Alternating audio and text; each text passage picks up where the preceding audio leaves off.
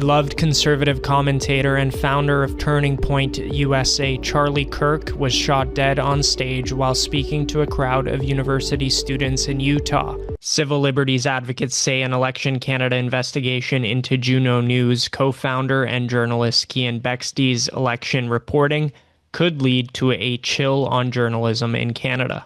Ontario Premier Doug Ford told unemployed youth in Canada that they, quote, aren't looking hard enough. A McMaster University professor is emphatically denying he ever said gender treatment for minors was medically necessary, despite co-signing a letter saying otherwise. Hello, Canada. It's Wednesday, September 10th. This is the True North Daily Brief. I'm Cosmin, Dzsurdzsa. And I'm Zoltan. We've got you covered with all the news you need to know. Let's discuss the top stories of the day and the True North exclusives you won't hear anywhere else. U.S. President Donald Trump has confirmed that American conservative influencer Charlie Kirk, founder of Turning Point USA, died from his wounds after being shot during a tour stop in Utah. Trump posted on Truth Social, quote, "The great and even legendary Charlie Kirk is dead.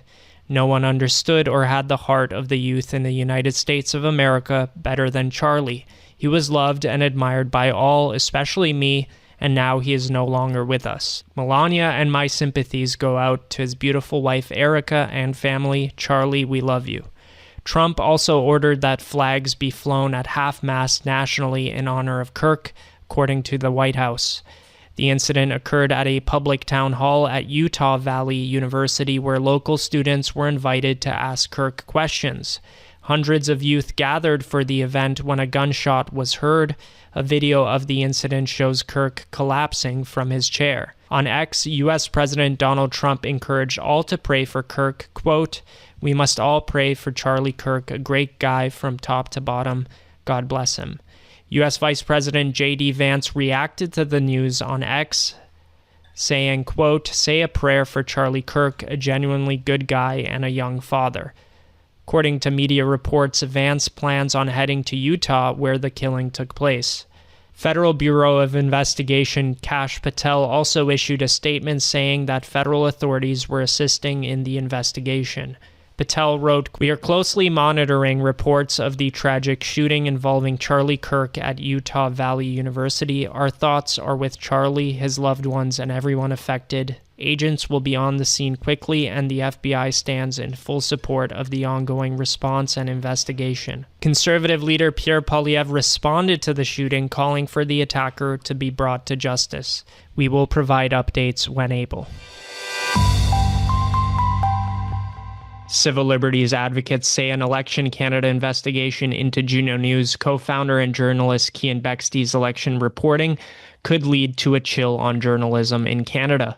During an episode of the Canadian Constitution Foundation's podcast, Not Reserving Judgment, the CCF's litigation director, Christine Van Gyn, warned that Elections Canada's investigation into Bexte and Juno News over its election coverage of a former Liberal candidate could have a chilling effect on public discourse in the country. Reporting, even if it is not perfect reporting, should not be targeted by an agency of the government for a sanction the way this is. It's being investigated right now. There isn't a charge or anything, but the fact that there is an investigation at all shows really big problems with the law and with selective enforcement by Elections Canada.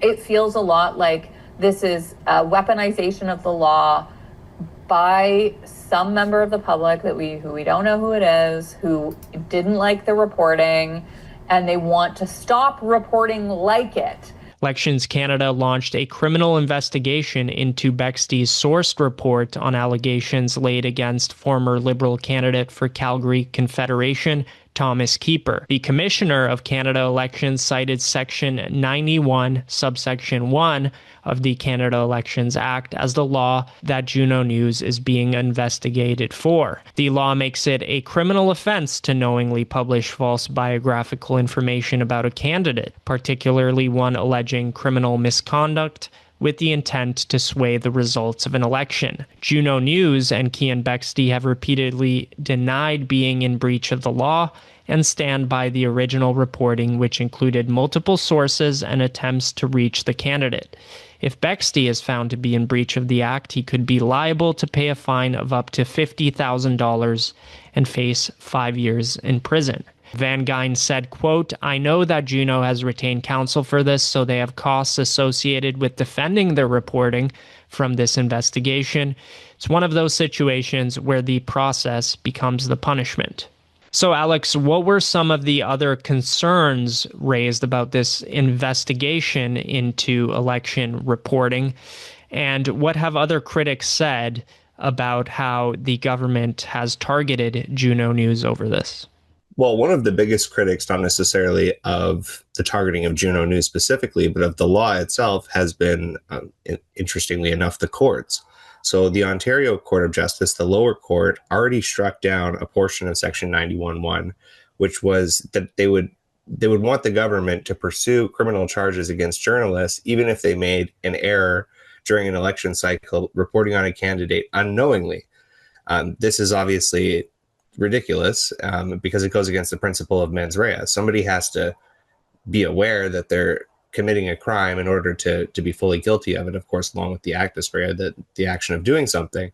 And on the subject of actually doing something, what I find also very confounding about this decision from Elections Canada, in addition to the fact that they're pursuing charges against Bexte based off of a law that's already been deemed at least partially unconstitutional, the other thing that I find really strange is that it would be difficult burden of proof to show that Bexte engaged in any sort of misinformation on a political candidate, because the Liberals dropped Keeper, and also Keeper refused to respond for comment when asked about the contents of the article. So I think that this is a hopeless prosecution, and I agree with the CCF insofar as I think that the process is the punishment, and I believe that this will not be successful, but the government doesn't care because they have an unlimited war chest in terms of engaging in lawfare with citizens. And I also think it puts into jeopardy the perceptions of independence when it comes to Elections Canada, the fact that they are only enacting this law to target journalists who criticize the Liberal government.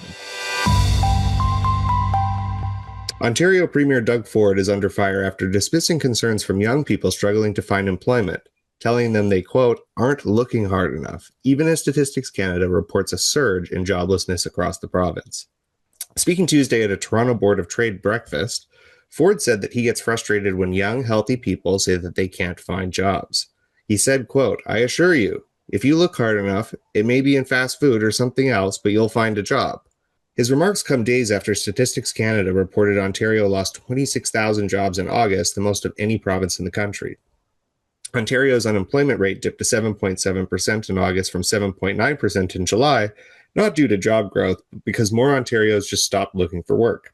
Youth unemployment in particular in Ontario rose to 16.5% in August from 16% in July, significantly higher than the national youth rate of 14.5%. In July 2022, the province's youth jobless rate was only 10.1%. Compared to summer 2024, nearly 100,000 more Ontarians are unemployed, with close to 206,000 youth aged 15 to 24 jobless last month. The Greater Toronto Area, which experienced rapid population growth, now faces a 9%, almost double-digit unemployment rate. So, Cosmin, is Ford echoing what Canadians feel about youth unemployment, or do you think that his comments are tone deaf? Yeah, I think tone deaf is a light way of putting it. When you look at the conversation around youth unemployment, a lot of Canadians are rightly looking at the temporary foreign worker program as a reason why a lot of these traditionally entry-level jobs like gas station attendants, service jobs at Tim Hortons, McDonald's, cashiers, etc., are being taken up by low-skilled imported labor, which is one job taken away from a young Canadian person who, wants to save some money for their summers, or perhaps wants to pay their way through school or pay down some of that student debt they acquired. And If you actually look at the breakdown of the types of permits issued under the temporary foreign worker program, a majority of these permits are for jobs that require high school education or less. I think the number of permits for those that don't even require high school education actually outnumber the jobs that require high school education. So it's not high-skilled immigrant labor that is being prioritized. It's actually a lot of these jobs that would traditionally go to people who are just getting a foothold in the job market, trying to acquire some experience, earn some money. And those people, of course, are young people primarily, but also people who might be down on their luck or in between career paths. So it's outrageous to suggest that these individuals aren't looking hard enough. I would ponder to Ford, what does it mean to look hard enough? Is it 20 job applications where you don't hear a response? Is it 30, 40? Is it maybe 2 interviews where you get declined for a job and then you see a temporary foreign worker hired in your place?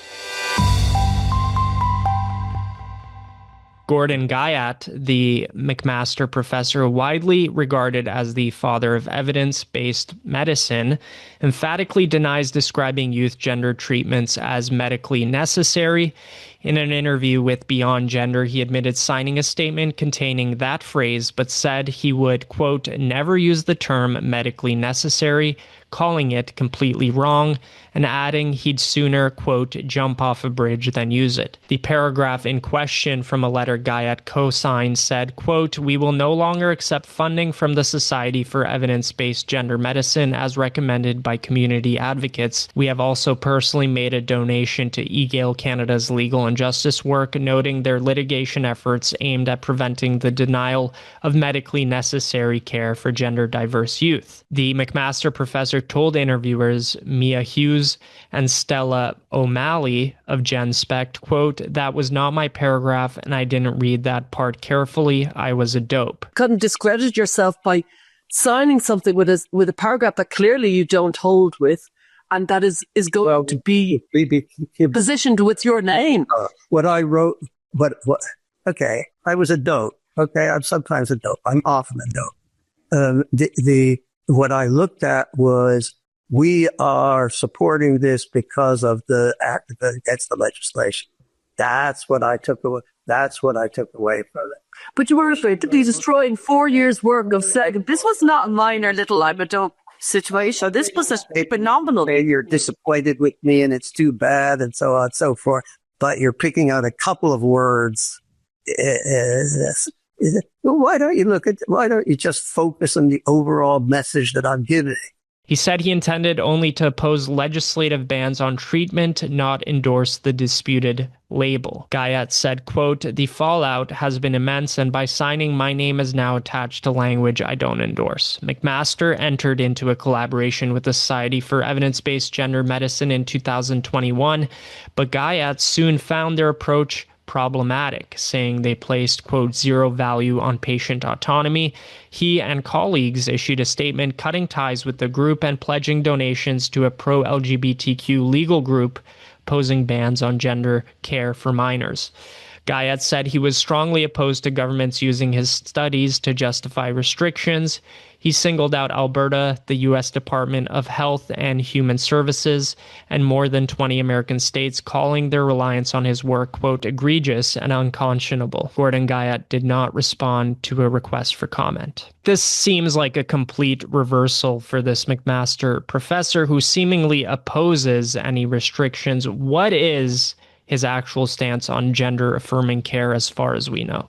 Well, as far as I understand it, he's kind of flip-flopped on it. And now he's of the opinion that even though it may not be medically necessary and it may not even be medically advisable for someone, especially a child, to undergo transgender reassignment surgery, he also doesn't think that the government should be in a place where they restrict individuals' option to choose that. I think it's pretty disturbing that he's a leading medical expert on the subject and he's admitting that he doesn't read things in full. But I do appreciate the fact that he admitted to the error. And I also appreciate the fact that he is willing to engage with people on other side of the debate. Guyot, I learned, wasn't very familiar with him as a figure until I stumbled across this story. He actually ran for the NDP at one point. And I find that really interesting because typically NDP, being the party of the left traditionally in Canada, is in favor of more government intervention in many parts of our lives. But he's taken this sort of libertarian approach when it comes to transgender reassignment surgery. So I don't know how he squares that circle. I think that he might be a little bit confused, but again, I appreciate his willingness to accept his error and also his willingness to engage with others on all sides of the debate. That's it for today, folks. Thanks for tuning in. You can stay on top of new episodes every weekday by subscribing to the Daily Brief on iTunes and Spotify. Also, while you're at it, make sure to hit us with a 5-star rating and please leave a review.